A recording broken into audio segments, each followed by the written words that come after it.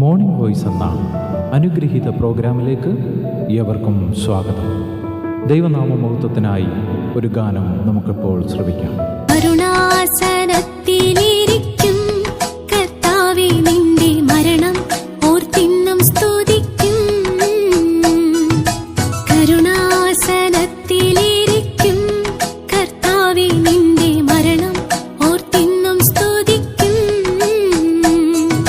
ശരണം നീയല്ലാതെ മറ്റൊരുവനുമില്ലീ മണ്ണിൽ, ശരണം നീയല്ലാതെ മറ്റൊരുവനുമില്ലീ മണ്ണിൽ. വരണം ആടിയാർക്കു നിൻ ഭരണം നൽകിടുവാനായി, വരണം ആടിയാർക്കു നിൻ ഭരണം നൽകിടുവാനായി. കരുണാസനത്തിലിരിക്കും കർത്താവേ, നിന്റെ മരണം ഓർത്തിന്നും സ്തുതിക്കും. ഇന്ന് ദൈവവചനത്തിൽ നിന്നും നമ്മോട് ധ്യാനചിന്ത പങ്കുവെക്കുന്നത് കർത്താവിൻ്റെ ശ്രേഷ്ഠദാസൻ സൈമൺ മാത്യു ദേമാജി. പ്രാർത്ഥനയോടെ ശ്രവിച്ചാലും.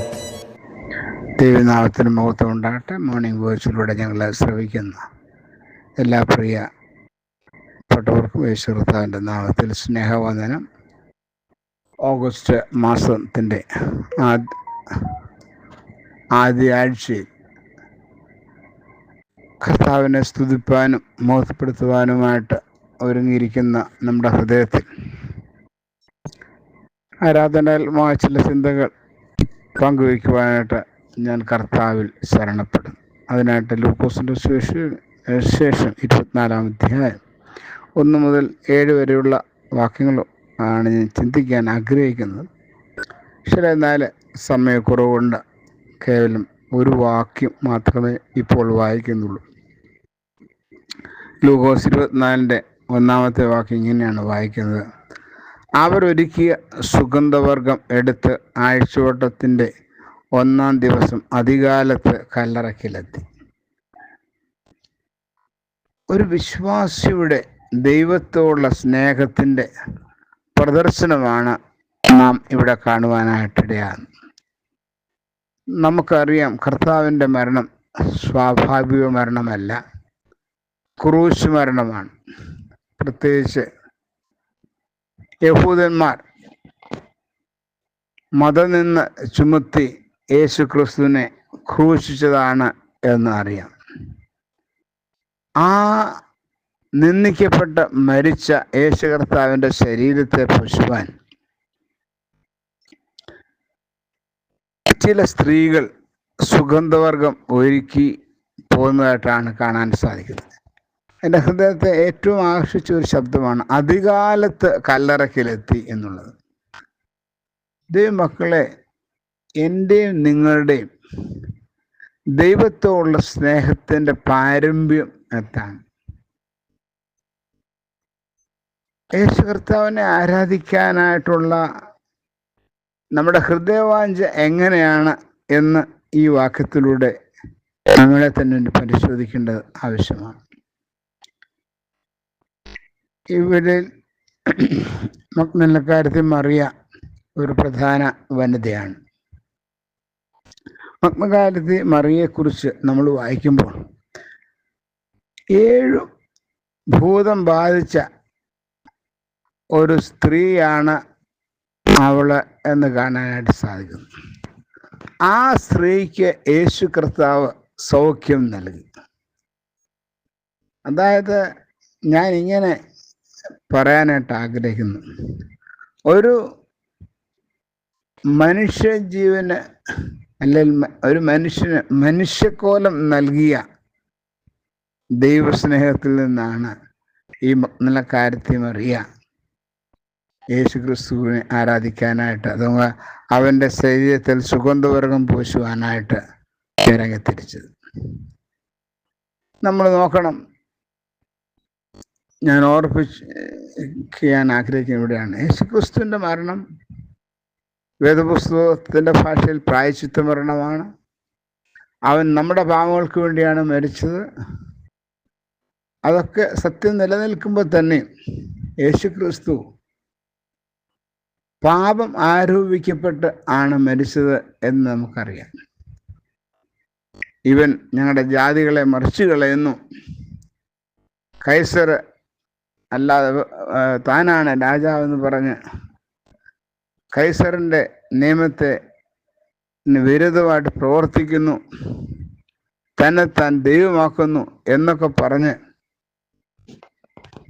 യേശുക്രിസ്തുവിന് എത്രയും അപരാധം ചുമത്താമോ അത്രയും അപരാധം ചുമത്തി അവനെ വിട്ടയക്കാൻ വിധിച്ച പീലാത്തോസിനെ പിന്നെയും ഭയപ്പെടുത്തി അവനെ ക്രൂശിക്കാനായിട്ട് ഏൽപ്പിച്ചു കൊടുക്കുകയായിരുന്നു ചെയ്തത്.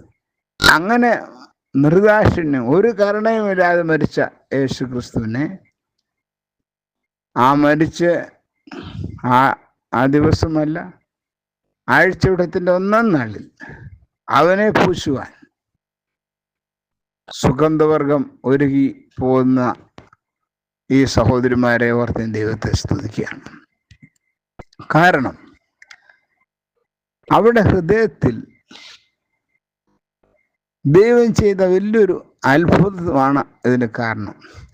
മഗ്ദലക്കാരി മറിയയെ പറ്റി നമ്മൾ ചിന്തിക്കുമ്പോൾ മർക്കോസിന്റെ സുവിശേഷം 8:2 ലൂക്കോസിന്റെ സുവിശേഷം 8:2 മർക്കോസ് 16:9 നാം ഇങ്ങനെ വായിക്കുന്നു: 7 ഭൂതം ബാധിച്ചവളായിരുന്ന മഗ്ദലന മറിയം. നോക്കണേ, ജീവിതത്തിൽ ഈ സ്ത്രീയെ സ്ത്രീയായി രൂപാന്തരപ്പെടുത്തിയത് യേശു കർത്താവാണ്.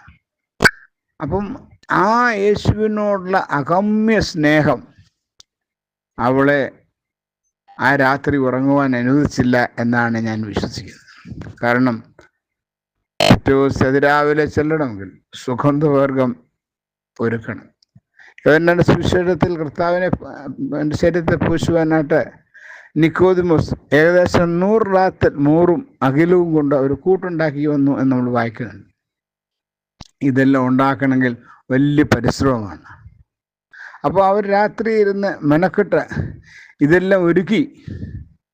അവരുടെ ജീവിതത്തിൻ്റെ ഏറ്റവും വലിയ ആഗ്രഹമാണ് ഇരുട്ടാകുന്നതിന് മുമ്പേ ആ കല്ലറയ്ക്കിൽ എത്തുക എന്നുള്ളത്. എൻ്റെ പ്രിയപ്പെട്ട ദൈവജനമേ, ഇന്ന് രാവിലെ നമ്മളൊരു മരിച്ച കർത്താവിനെ അല്ല കാണാനായിട്ട് പോകുന്നത്, മരിച്ചുയർത്തെഴുന്നേറ്റ യേശു കർത്താവിൻ്റെ പാദപീഠത്തിൽ ഇരിക്കുവാനായിട്ടാണ് നമ്മൾ പോകുന്നത്. കേവലം ഒരു സൗഖ്യം കിട്ടിയതിൻ്റെ പേരിലല്ല, അല്ല ചില നന്മകൾ കിട്ടിയതിൻ്റെ പേരിലല്ല, എൻ്റെ അധർമ്മം ക്ഷമിച്ചതിൻ്റെ പരമായിട്ട്, എൻ്റെ പാവം ക്ഷമിച്ചതിൻ്റെ പരമായിട്ട്, എൻ്റെ നരകയാതന ക്രൂശിൽ യേശു ക്രിസ്തു ചുമന്നൊഴിച്ചതിൻ്റെ ഫലമായിട്ട്, അവനോടുള്ള സ്നേഹത്തിൻ്റെ പ്രതീകമായ ആത്മവുമായിട്ടാണ് നമ്മളിന്ന് ആരാധനാ സ്ഥലങ്ങളിലേക്ക് പോകുന്നത്. ദൈവത്തിൻ്റെ ജനമേ, നിങ്ങളുടെ ഹൃദയത്തിൻ്റെ വാഞ്ച എപ്രകാരമാണ്? മറിയയ്ക്ക് പറയാനായിട്ട് സാധിക്കും, എന്നെ ഞാൻ ആക്കി തീർത്ത യേശു. പ്രിയമുള്ളവരെ, നിങ്ങളുടെയും ജീവിതത്തിൽ അത് തന്നെയല്ലേ? നിങ്ങളാക്കി തീർത്ത, നിങ്ങളെ സൽഗുണപൂർവ്വരാക്കി തീർത്ത, നിങ്ങളെ വിശുദ്ധനാക്കി തീർത്ത, നിങ്ങളുടെ അധർമ്മം മോചിച്ചു തന്ന യേശുവിനെ ആരാധിക്കാനായിട്ട് പോകുമ്പോൾ ദൈവത്തിൻ്റെ ജനത്തിൻ്റെ ഹൃദയത്തിലെ വാഞ്ച എന്തുവാണ്? അവനെ ഒന്ന് കാണുക. ഇവർ അധികാലത്തെ ഇരുട്ടുള്ളപ്പോൾ തന്നെ അവർ കല്ലറക്കിലെത്തി എന്ന് ചിന്തിക്കണം. അവർ കേവലം സ്ത്രീകളാണ് എന്ന് വിചാരിക്കണം.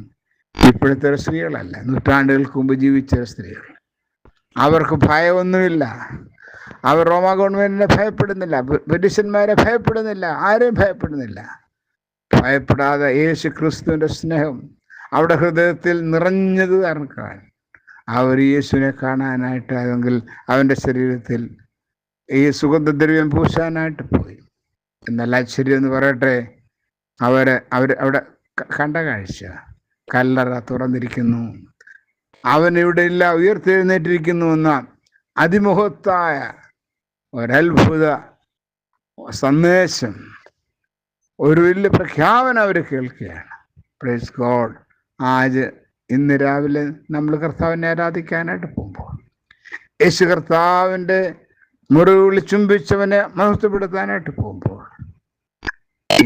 ഈ മറിയമാരെ പോലെ നമ്മുടെ ഹൃദയത്തിന് വാഞ്ചയുണ്ടോ? ഈ ആഴ്ചയുടെ നാൾ ആ പരിശുദ്ധനായ ദൈവത്തിൻ്റെ സ്നേഹത്തിൽ ആശ്രയായി നമ്മൾ പോകുമ്പോൾ പൗലോസ് പറയുന്നത്, ക്രിസ്തുവിൻ്റെ സ്നേഹം എന്നെ നിർബന്ധിക്കുന്നു. ആ സ്നേഹത്താൽ നിർബന്ധിതരായിട്ടാണോ നമ്മൾ പോകുന്നത്? എന്നെ ഞാനാക്കി തീർത്ത ആ കർത്താവിനെ കണ്ട് ആരാധിക്കുമ്പോൾ നമ്മുടെ ഹൃദയത്തിലെ സ്തുതി ബഹുമാനങ്ങൾ അവൻ്റെ മുമ്പിലിട്ട്, അവൻ്റെ മുറിവ് ചുംബിച്ച്, അവൻ്റെ മുമ്പിൽ സാഷ്ടാംഗ പ്രണാമം ചെയ്ത്, യേശുവേ നീ എന്നെ സ്നേഹിച്ചതിനായിട്ട് നന്ദി എന്ന് പറഞ്ഞ് അവൻ്റെ പാദപീഠത്തിൽ നമുക്ക് നമസ്കരിക്കാം എന്നുള്ള സഹായിക്കട്ടെ. എന്നെ ശ്രദ്ധിച്ച എല്ലാ പ്രിയപ്പെട്ടവർക്കും കർത്താവായ യേശുക്രിസ്തു നാമത്തിൽ വന്ദനം പറഞ്ഞ് ഞാൻ വിരമിക്കുന്നു. കർത്താവിൻ്റെ നാമം വാഴ്ത്തപ്പെടുമാറാകട്ടെ. ഇതുവരെ ഞങ്ങളെ ശ്രദ്ധിച്ച എല്ലാവർക്കും വീണ്ടും വരുന്ന കർത്താവിൻ്റെ വിശുദ്ധമായ യേശുക്രിസ്തുവിൻ്റെ നാമത്തിൽ ഞങ്ങളുടെ സ്നേഹവന്ദനം അറിയിക്കുന്നു. കർത്താവ് നമ്മളെല്ലാവരെയും അനുഗ്രഹിക്കുമാറാകട്ടെ. ആമേൻ. ന്യായാസനസ്ഥ